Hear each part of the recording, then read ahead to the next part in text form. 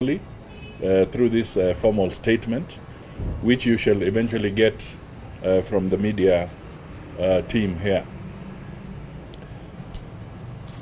The statement is very simple but detailed. You will not subvert the sovereignty of Kenya. Freedom is coming. Our attention as Kenya Kwanza Alliance has been called to the press release by the Independent Electoral and Boundaries Commission, IEBC, through its chairman, Mr. Wafula Chebukati, issued in Nairobi yesterday, the 21st of July, 2022. This statement raises a most grave and fundamental concern on sinister efforts by the government of President Uhuru Kenyatta and its Azimio la Umoja Kenya, One Kenya project to subvert the 2022 general elections, now only 18 days away. IEBC has disclosed that the Kenyan state has arbitrarily arrested and detained in an unknown location or locations 3 personnel affiliated to the Commission ahead of next month's elections. IEBC has disclosed further that the 3 are employees of Smartmatic International BV, a firm that has been formally retained to be responsible for deployment and management of election technology infrastructure. They were arrested at the Jomo Kenyatta International Airport upon arriving in the country from Venezuela and being holders of legitimate and valid contracts with the electoral authority to undertake their assignment. It bears emphasizing that their role is both sensitive and key to the delivery of a democratic, free, and fair general election. Official pleas by IEBC to have the officials released have so far fallen on deaf ears. Among other things, their sustained incarceration is interfering with the pace of activities at IEBC with the elections. It has now come to our knowledge, however, that they have since been released, and their phones, which were confiscated, have been returned to them. However, we don't know whether those phones have been interfered with. Nonetheless, their unlawful detention raises fundamental questions about the outgoing government's commitment to midwife a free, fair, and democratic election. We dare put these questions straight to the outgoing president, His Excellency Uhuru Kenyatta. Mr. President, how loyal are you and your government to the Constitution of Kenya, and specifically to a democratic, free, and fair election? How loyal are you to protecting and defending the Constitution of Kenya, which by oath of office you are bound to protect? What comes first, your loyalty to the Constitution of Kenya or to the caprices of a political association? Moreover, this dastardly arrest of election personnel reminds us of the tragic disappearance and macabre killing of another election official, Mr. Chris Musando. 5 years ago, almost to the very day, we all recall that Mr. Musando was the head of ICT at IEBC in 2017. We recall how only a few days to the elections, he was found dead in the bush on the outskirts of Nairobi. His badly mutilated body showed that he had been tortured and subjected to untold pain before being killed, is a similar scheme at work again ahead of this year's voting. For some time now, the people who have come together to constitute the leadership of Azimio One Kenya Alliance have both directly and indirectly, through their various proxies, agencies, and assignees, in their numerous guises, made public proclamations that speak of evil intents to subvert the will of the people and their sovereignty at this year's general election. They have spoken of a smoky deep state, of an amorphous system. They have boasted in public that the two, that is the deep state and the system, will deliver electoral victory to them. They have also boasted in the open not about how the people are with them, but rather about how they will employ state office, power, and machinery to win the election. Is this intimidation of election officials part of what they have been cynically talking about? Is President Uhuru Kenyatta happy that he is managing his Azimio project democratically through arbitrary arrests, harassment, and intimidation of election officials? How much faith should Kenyans have in their departing president's commitment to a democratic poll and to a smooth transition? The question that must be answered is this: what do these people want from the election's ICT personnel? The answer is simple. They want to invade the election technology and to compromise its integrity for the benefit of the Azimio project. We all know how they have been insisting on using manual registers for these elections, having sensed imminent defeat. They now want to go the Musando way, through forcing out of ICT officials information that would enable them to beat the computer firewalls. We must call them out on this. The elections must not be tampered with. The Azimio project must be defeated as it will be defeated. And President Uhuru must prepare to go home with his wicked project.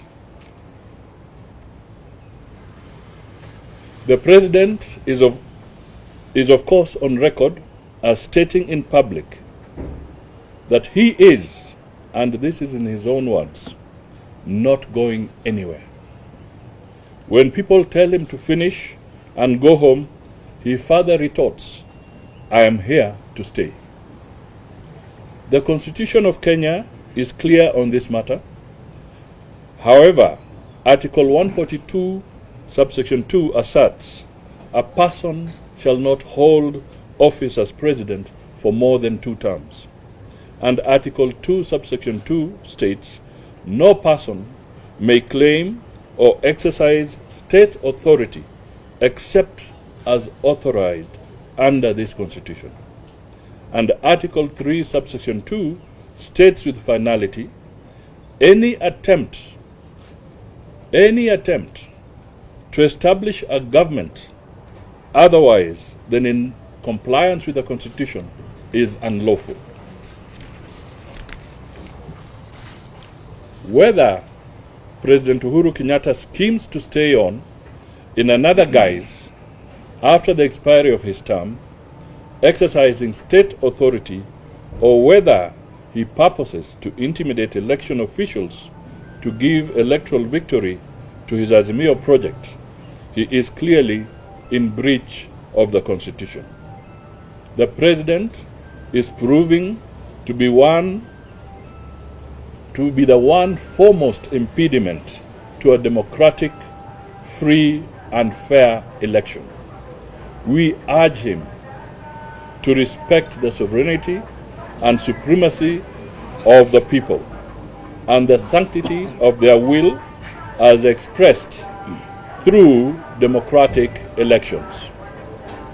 He should now step out of the way and allow the Constitution and the people to prevail.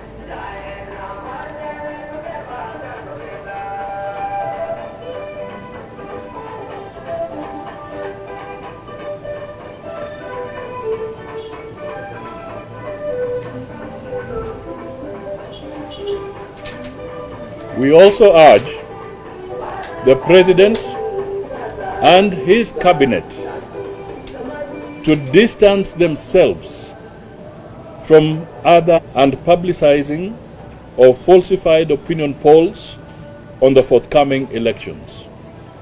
These cynical polls are intended to demoralize voters who are of a contrary persuasion. They are also intended as a curtain raiser to other electoral malpractices. Theft, and I want to really emphasize this, theft of an election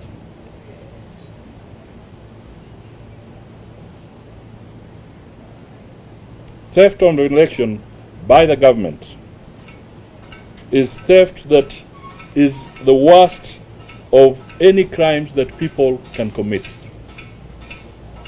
It is theft of their sovereignty. And when someone has stolen the people's government and their will, he is ready to commit every other crime in the world. We urge the President to distance himself from these acts. We urge him to try to salvage his government's reputation by respecting the Constitution and the people in these last moments of his regime. To state officers who have allowed themselves to be used to breach the Constitution and election laws, we remind you that best practices from elsewhere have shown that in the end you will be held personally responsible for any breaches. Such is the fate of those who breached the American law in the January 6, 2021 incident. Today, they are facing the music without the Grand Master who encouraged or bullied to break the law.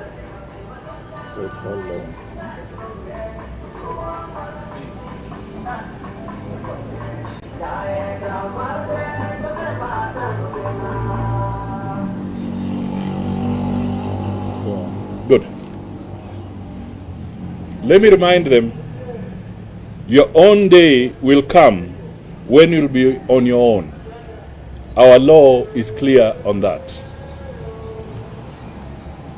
We have previously called for protection of elections officials at all levels, including service providers, as well as their equipment and materials. We restate this call. Even without being elections officials, the state owes them duty of care as citizens or as visitors in our space. As election officials, however, they impose extra premium of duty of care on the state.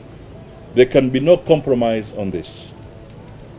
On its part, the IEBC must reassure Kenyans on the safety of all election materials, including its handling and distribution. Finally, to the people of Kenya, please do not be cowed or feel frustrated.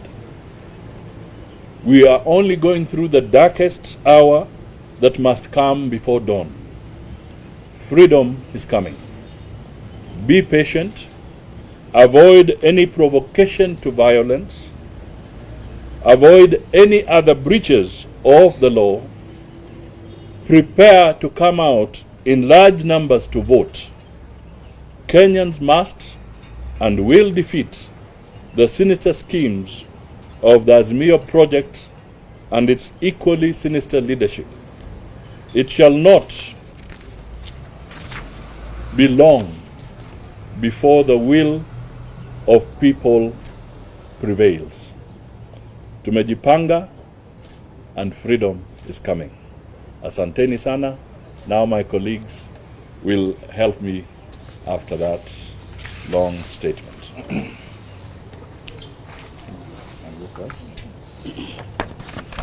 Thank you, Honorable Davadi.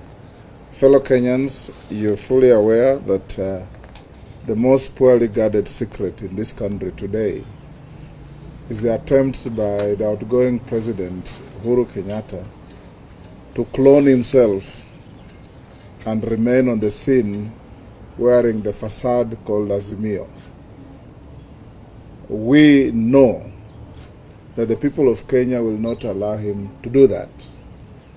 But in doing so, they are employing state agencies in all forms and manifestations to subvert the process of delivery of a free and fair election.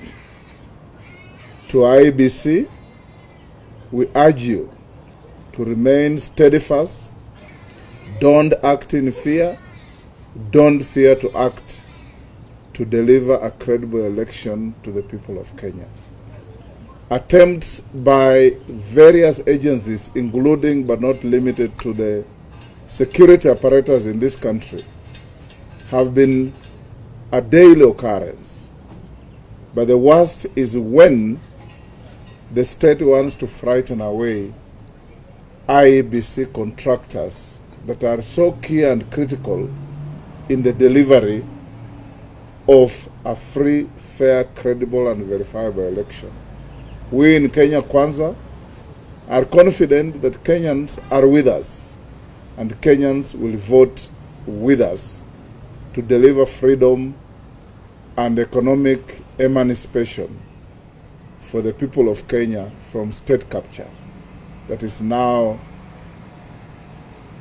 roaming on our country like a colossus.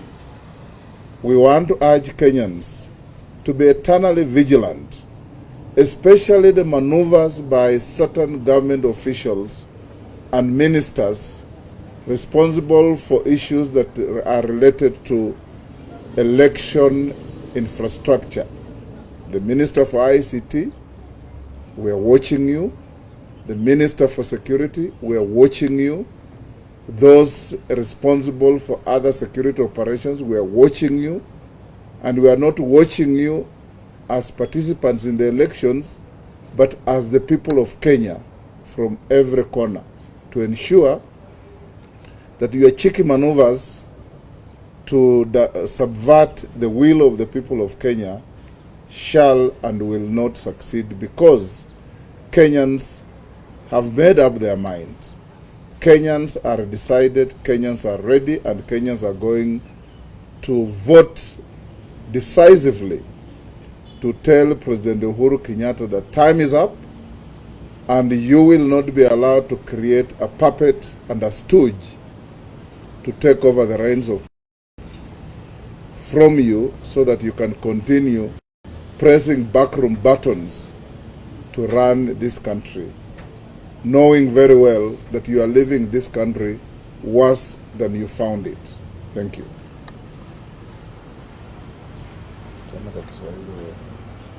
Nafikiri the statement is very, very clear. Na mumeona yale yanatendeka katika nchi yetu. Wafadhili na wenye Azimio project wakiongozwa na Rais Uhuru Kenyatta walianza na BBI ili kuweke katika serikalini. BBI was a plan to extend the shelf life of President Kenyatta, contrary to the Constitution. After the collapse of the BBI, and because the numbers are not on their side, the people of Kenya with Kenya Kwanza, they started the story of the manual register, which again, the election laws are very clear at what stage and at what moment the commission will employ a complementary mechanism.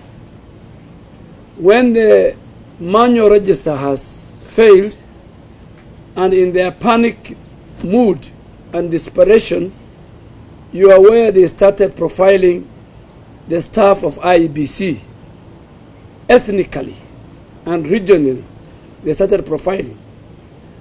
Now they have gone further and started profiling the stakeholders, the contractors, and the staff of IEBC by intimidating them, threatening them, arresting them, confiscating their gadgets, including telephones and computer and laptops, in order to access crucial information relevant to the technology that is going to be deployed for use in the coming election.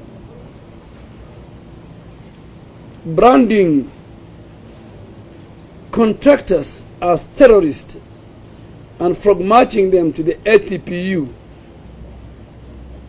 This is not what the Constitution of Kenya and the Bill of Rights and the election laws anticipate at this hour. Mr. President, you have 18 days to go.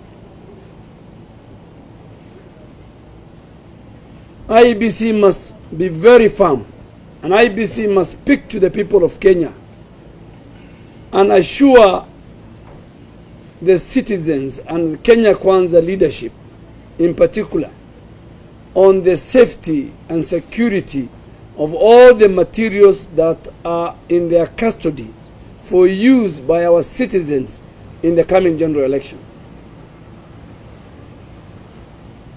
IEBC does not vote.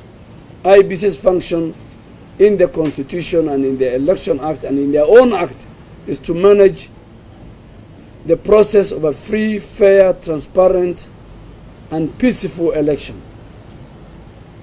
We are seeing a system where now, in their desperation, that Azimio is going to lose the election, and they will lose the election. The numbers are not adding up. There's a scheme to cause chaos, use state apparatus, arrest, and we are watching them, and we are telling the international community, the observer missions, the EU, the African Union, they must all, and the citizens must all come to stand and protect IEBC.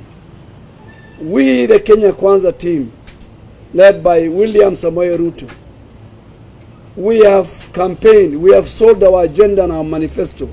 We are sure of winning this election. And we want a peaceful, transparent, credible elections to be conducted by IEBC in the next 18 days.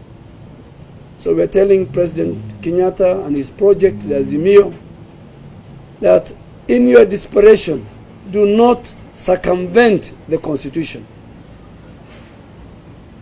And all observer missions must take note of that. That there's a scheme to disrupt elections. There's a scheme to manipulate elections.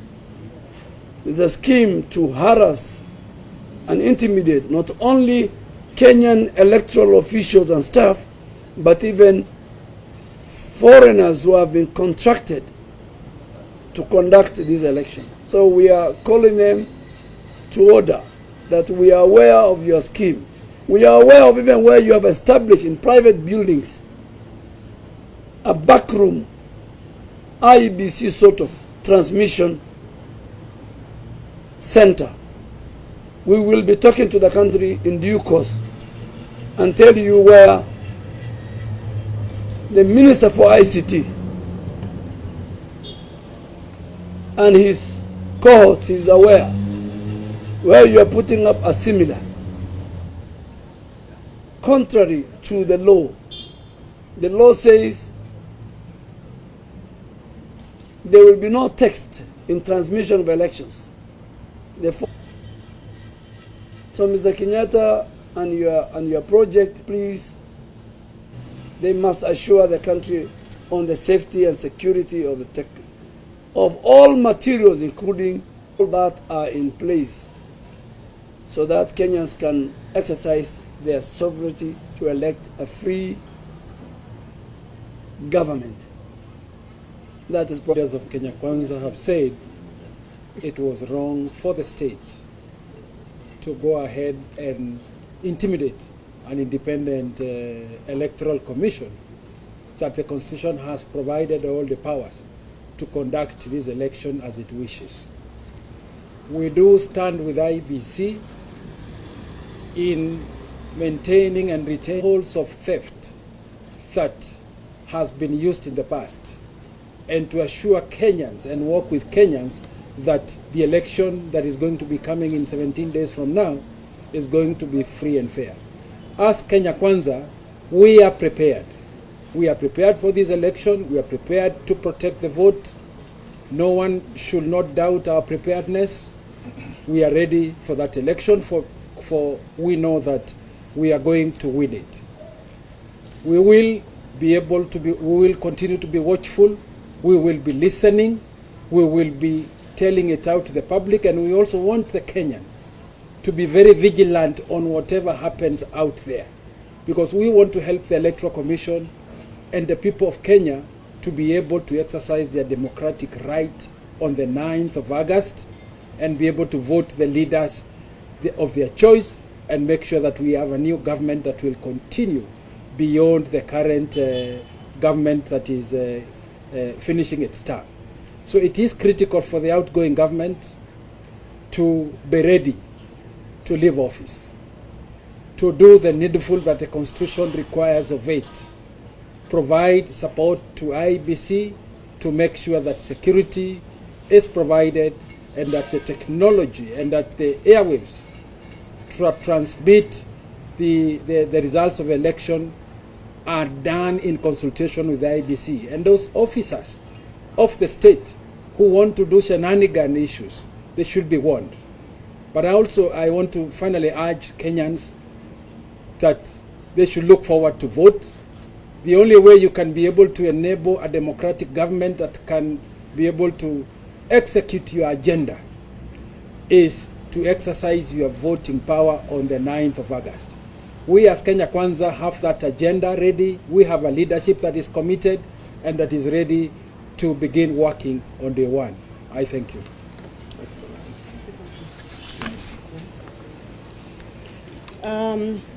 I'd like to address this directly to the women who support Kenya Kwanza and who support, of course, the political discourse that is going on, that in circumstances like these ones, women are bound to fear and be filled with fear and be afraid to turn up to vote.